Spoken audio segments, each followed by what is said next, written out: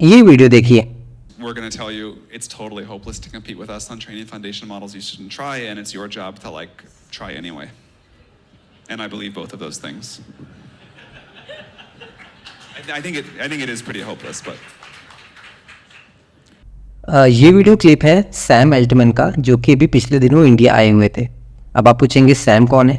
Okay, तो Sam Altman actually open AI के CEO हैं। तो जब ये पिछले दिनों इंडिया आए हुए थे तो इनसे एक क्वेश्चन पूछा गया कि क्या इंडियंस चैट जीपीटी की तरह कोई टूल बना सकते हैं कि नहीं। उसके रिस्पॉन्स में इनका आंसर था कि इस बारे में सोचना ही बेकार है, इंडियंस की बस की बात नहीं है चैट जीपीटी जैसा कोई टूल बनाना।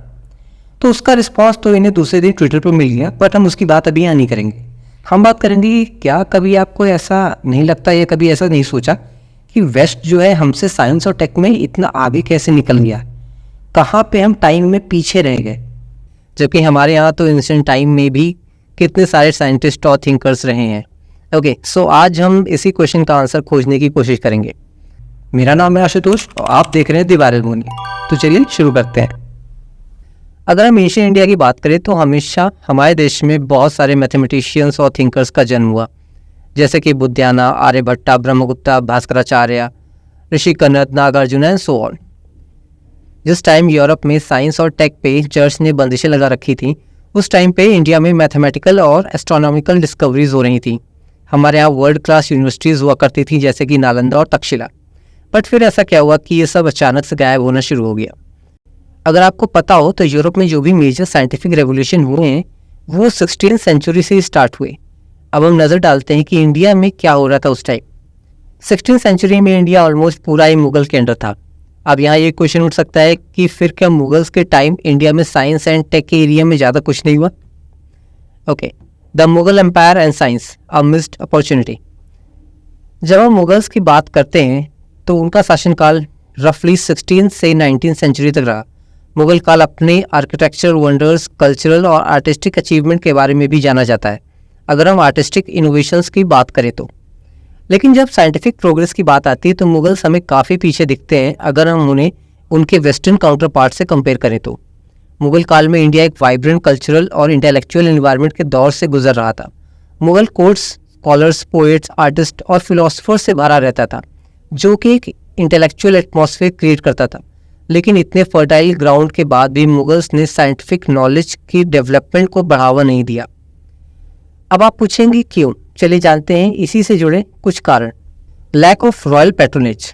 अगर हम बात करें सबसे मेन रीज़न की जिसके कारण मुगल्स ने साइंस और टेक्नोलॉजी को प्रमोट नहीं किया, तो वो है रॉयल सपोर्ट। बाकी यूरोपियन मोनार्चीज के विपरीत मुगल्स एम्परर ने कभी भी साइंटिफिक एंडेवर्स को एक्टिवली सपोर्ट नहीं किया और ना ही कभी साइंटिफिक रिसर्च को स्पॉन्सर किया। उनका ज़्यादातर फोकस पावर बढ़ाने में, पॉलिटिकल स्टेबिलिटी और अपने एम्पायर को एक्सपैंड करने में रहा। ऐसा नहीं है कि किसी भी मुगल एम्परर ने कुछ नहीं किया।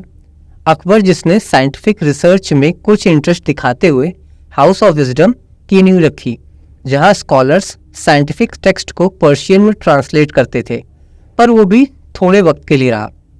Preference of luxury in arts. दूसरा कारण जो मुगल्स को साइंस एंड टेक से दूर ले गया वो था उनका लग्जरी और आर्ट्स की तरफ झुकाव। मुगल एम्परर्स जैसे कि अकबर और शाहजहां ने अपना काफ़ी टाइम और रिसोर्स मॉन्यूमेंट्स कंस्ट्रक्शन में लगा दिए। मुगल्स का ज़्यादातर पैसा और रिसोर्स इन्हीं सब आर्किटेक्चर बिल्डिंग में लगा रहा, जिससे साइंस और टेक में खर्च करने के लिए उनके पास ज़्यादा कुछ नहीं बचा। मुगल्स का आर्ट एंड आर्किटेक्चर को सपोर्ट करने से एम्पायर का कल्चरल और इंटेलेक्चुअल एटमॉस्फेयर तो बढ़ा, बट इसकी बहुत बड़ी कॉस्ट हमें देनी पड़ी, और वो थी साइंटिफिक एक्सप्लोरेशन और प्रोग्रेस में हमारा पिछड़ जाना। Religious and cultural factors. Religious और कल्चरल फैक्टर्स ने काफ़ी बड़ा रोल प्ले किया साइंटिफिक प्रोग्रेस को स्लो करने में। मुगल एम्पायर में मेनली मुस्लिम रिलीजन का बोलबाला था। मुगल्स ने अपने इंटरप्रिटेशन के हिसाब से स्पिरिचुअल मैटर्स को साइंटिफिक रीजनिंग के ऊपर रखा। रिलीजन का इन्फ्लुएंस और रूढ़िवादी सोच ने साइंटिफिक थिंकिंग को कहीं ना कहीं दबा दिया। मुगल्स काल में सोसाइटी अपनी ट्रेडिशनल जड़ों से बंधी हुई थी। उस समय का सोशल ऑर्डर ऐसा था कि उसने कभी क्रिटिकल थिंकिंग और क्वेश्चनिंग को इनकरेज ही नहीं किया। एम्पायर में चली आ रही रूढ़िवादी मानसिकता ने कभी साइंटिफिक सोच और एक्सपेरिमेंटेशन को बढ़ने ही नहीं दिया। Absence of a scientific education system. एक और बड़ा कारण जो मुझे लगता है वो है उस टाइम का एजुकेशन सिस्टम। उस टाइम की बाकी सिविलाइजेशन की तुलना में मुगल एम्पायर में फॉर्मल साइंटिफिक एजुकेशन सिस्टम की कमी थी। हम अगर खुद से भी कंपेयर करें तो मुगल से पहले इंडियन सब कॉन्टिनेंट में कई बड़ी यूनिवर्सिटीज़ एग्जिस्ट करती थी, जैसे कि वलाबी यूनिवर्सिटी, शारदा पीठ, तक्षशिला, नालंदा। लेकिन मुगल एम्पायर में ऐसी कोई बड़ी यूनिवर्सिटी स्टैब्लिश नहीं हुई। मुगल एम्पायर में इंडिविजुअल स्कॉलर्स तो एग्जिस्ट करते थे, पर कोई फॉर्मल स्कूल ऑफ रिसर्च नहीं था जहां आइडियाज़ शेयर हो सकें। सिस्टमैटिक अप्रोच टू एजुकेशन की कमी ने भी कहीं ना कहीं साइंटिफिक थिंकिंग को रोक दिया। ओके, सो ये थे कुछ पॉइंट्स जिससे हम समझ सकते हैं कि मुगल काल के दौरान साइंस और टेक के एरिया में कुछ इनोवेशंस क्यों नहीं हुए और वेस्ट हमसे इतना आगे क्यों निकल गया। वैसे आपको क्या लगता है, प्लीज़ हमें कमेंट बॉक्स में ज़रूर बताइएगा। तब तक के लिए thanks a lot for watching this video. मिलते हैं नेक्स्ट वीडियो में।